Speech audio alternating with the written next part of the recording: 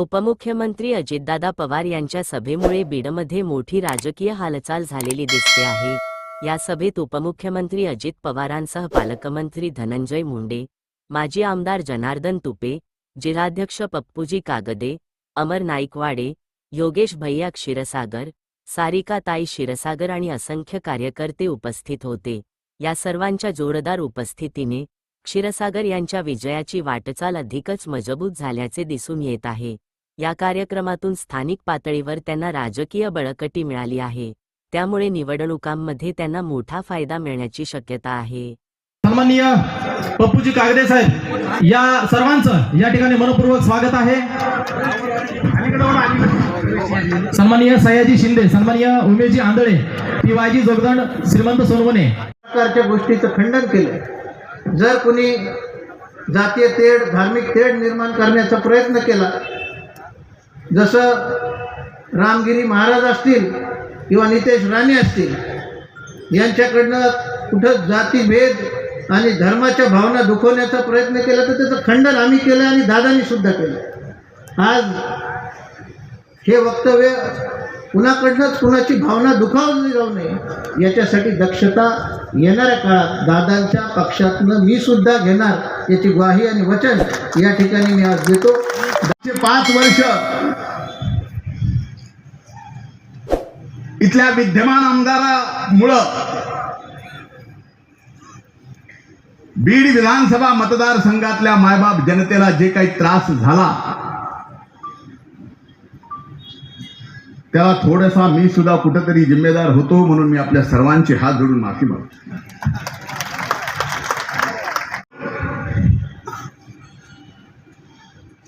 एका आगळ्या वगळ्या वळणावर येत असताना राष्ट्रवादी काँग्रेस महायुतीचे उमेदवार म्हणून योगेश भैयाला उमेदवारी दिल्यानंतर एकीकडे राजकारण म्हणलं की फाकाफाकी होती, निवडणूक म्हणलं की लय मोठी फाकाफाकी होती, पण योगेश भैयाची उमेदवारी आल्यानंतर आदरणीय जयदत्त अण्णांनी योगेश भैयाला आशीर्वाद दिला। मी जयदत्त अण्णांचे मनापासून आभार मानतो। शिकवलं जाणार आहे।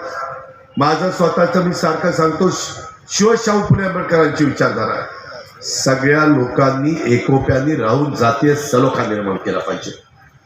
जातीचा, पातीचा, नात्याचा, गोत्याचा त्याच्यामध्ये विचार करून चालत नाही।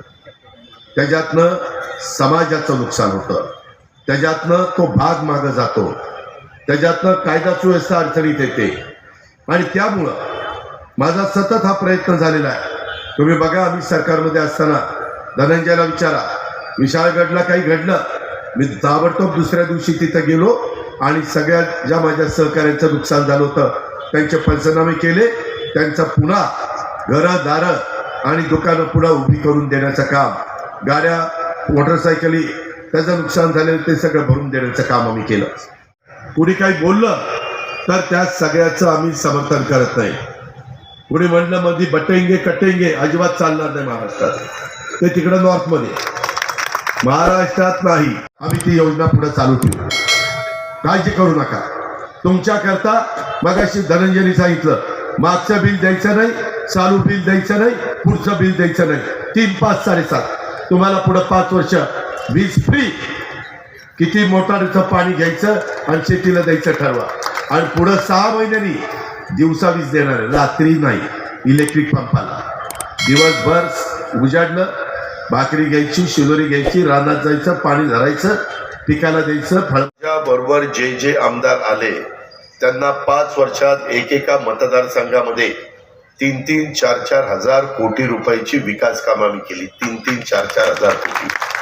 मी आज सांगतो, या डॉक्टर योगेशला तुम्ही निवडून द्या, कमीत कमी 3,000 कोटी, जास्तीत जास्त 4,000 कोटी या विधानसभा मतदारसंघामध्ये वेगवेगळ्या कामाच्या निमित्तानं, घरकुलाच्या निमित्तानं, रस्त्यांच्या निमित्तानं, वेगवेगळ्या ब्रिजच्या निमित्तानं, वेगवेगळ्या इमारती ज्या प्रशासकीय असतात त्याच्या निमित्तानं त्या आम्ही त्या ठिकाणी करतो। मी योगेश धनंजय सगळे आगे बढ़तो, फक्त बटन दाबा काढायची, नाही तर नुसतं आप आगे बढ़ो कपड़े संभालते इसको देखने के बाद कुछ भी नहीं है, ऐसा मत करो. प्रत्येक जिल्ह्याचा प्रत्येक विधानसभा मतदारसंघाचा आहे. परळीत काय करणार, गेवराईत काय करणार, माजलगाव मध्ये काय करणार, बीड मध्ये त्या ठिकाणी काय करणार, आष्टी पाटोदा शिरूर मध्ये काय करणार, या पद्धतीनं मी पुढे चाललो. कारण लोकांना सांगितलं पाहिजे ना, आम्ही उद्याच्या 5 वर्षाच्या का आमच्या उमेदवाराला मतदान केलं पाहिजे, का महायुतीच्या उमेदवाराला मतदान केलं पाहिजे, हे या करता केलं पाहिजे की आम्हाला ही कामं आपल्या शहराच्या सर्वांगीण विकासाच्या करता करायची. आणि म्हणून आपण वेगवेगळी, मला तर टीका खूप करता येते कोणाकोणावर. टीका करून माझ्या बीड शहराचे प्रश्न सुटणार नाही, टीका करून आपलं लाईट बिल भरलं जाणार नाही, टीका करून आज रस्त्याची जी दुरावस्था झाली ते रस्ते चांगले होणार नाही. त्याकरता निधी दिला पाहिजे, त्याकरता डोकं चालवलं पाहिजे, त्याकरता चांगला लोकप्रतिनिधी निवडून दिला पाहिजे.